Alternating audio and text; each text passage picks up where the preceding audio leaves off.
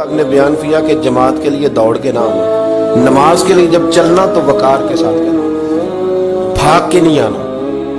तो 1 मिनट रह गया, दौड़ा जाऊं मैं मस्जिद में, आप दौड़े आए हैं, सांस आपका फूल गया है, आपने अल्लाह अकबर कह के नमाज की नीयत बांधनी, सुबहानक अल्लाह सही पढ़ लेंगे आप, सांस तो फूला हुआ है। और फिर अगर आप रास्ते में आ रहे थे और आप तेजी से आए और आप भागे और आपको चोट लग गई, तो आप कई जमातों से गए, मना कर दिया, फरमाया भाग के नहीं आना, आराम से आओ, सुकून से आओ, इत्मीनान से, आपकी तबीयत के अंदर सुकून रहे, आपको पता है कि मंजिल इंशाल्लाह मिलेगी, निकल गए हैं तो अल्लाह उसका अजर भी अता करेगा। आपकी नीयत थी कि मुझे जमात से मिलना है, किसी वजह से रह गए तो अल्लाह सवाब देने वाला है, लेकिन उसके अंदर बेचैनी पैदा कर लेना और दौड़ना और भागना और बहुत सारी चीजों का शिकार हो जाना। वुजू करें सुकून के साथ, सही वुजू करें, क्योंकि तबलीग से थोड़ा सा ताल्लुक रहता है तो कुछ तलखियां भी कभी कभी बर्दाश्त करनी पड़ती हैं और कहना भी बड़ा जरूरी होता है। एक साहब मेरे साथ वुजू कर रहे थे, कहीं मैं सफर पे था, तो मैंने उनको टोक दिया, मैंने कहा आपका टखना सारा खुश्क रह गया है।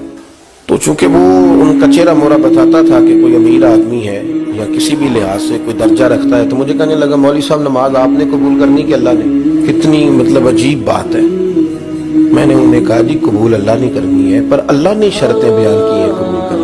आप दर्जी के पास गए, आपने दर्जी को कहा मेरा माप ले लो, शर्त लगाई कि इस माप का कुर्ता हो, इस माप का मेरा पाजामा हो, इस माप के मेरे बाजू हो, शर्त लगा के आए आप। तो अगर उसने गलत माप का सी दिया तो कबूल कर लेते हो? कर लो ना, फिर क्या हुआ, थोड़ी नेकी करो ना, कोई अब बाज नहीं, बस थोड़ा सा 4-5 इंच बाजू छोटा रखा है, कोई ऐसा मसला नहीं, फिर क्या है, थोड़ा सा जो है वो पजामा आपका उसने तंग कर दिया, आप जरा मोटे ताजे थे तो पूरे ही नहीं ना सिर्फ आ रहे, तो सी तो उसने दिया ना, कर लेंगे कबूल। क्यों? उसकी वजह ये है कि आपने शर्त लगाई थी कि मियां ये मैं तुम्हें माप दे के जा रहा हूं, मैंने जो सूट पहनना है वो इस दायरा कार के अंदर सिला हुआ होगा तो फिर मैं पहनूंगा। मेरे रब करीम ने ना, मिसाल दे रहा हूं समझाने के लिए, शर्त लगाई थी कि वुजू इस तरह करना, करोगे तो मैं कबूल करूंगा। तो आपने गलत किया तो वो कैसे कबूल होगा? इसलिए कि आप शर्तों पे पूरे नहीं उतरे।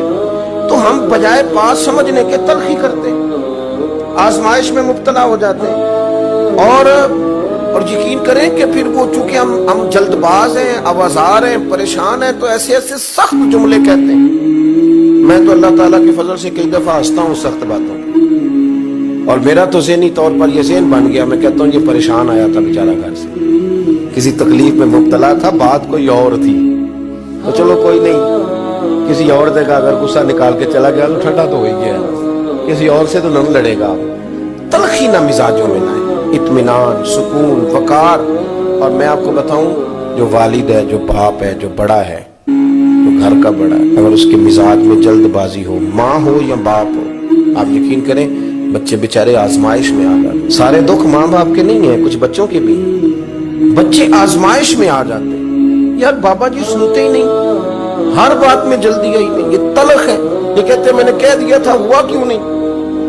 औलाद परेशान हो जाती है और बच्चे कहते हैं कि मतलब किधर जाएं, आप किससे कहें, तो सख्त बोलते हैं और इतनी सख्त बात करते हैं। ओ भाई जरा ठहरे आप, ठीक है बात इसमें कि बच्चों को आपने ऑर्डर किया था तो आपका इस वक्त बड़ा दर्जा था, आपके हुक्म पे फौरन जो है वो हाँ करनी चाहिए थी, पर वो इंसान ही है, मशीन तो नहीं ना, वक्त तो लगता है। और यही हाल बहुत सारे नौजवानों का है, वो कहते हैं अब्बा जी आपको ढंग का काम करना चाहिए था, देखें मैं कितना पीछे रह गया हूँ। अपनी तबीयत की तलखी ने आपने दूसरों के दिल चीर के रख दिए, आपने किसी के जज्बे का ख्याल ही नहीं किया, कोई एहसास ही नहीं पैदा हुआ, आपने देखा ही नहीं कितने लोग आपकी वजह से आजमाइश में आ गए।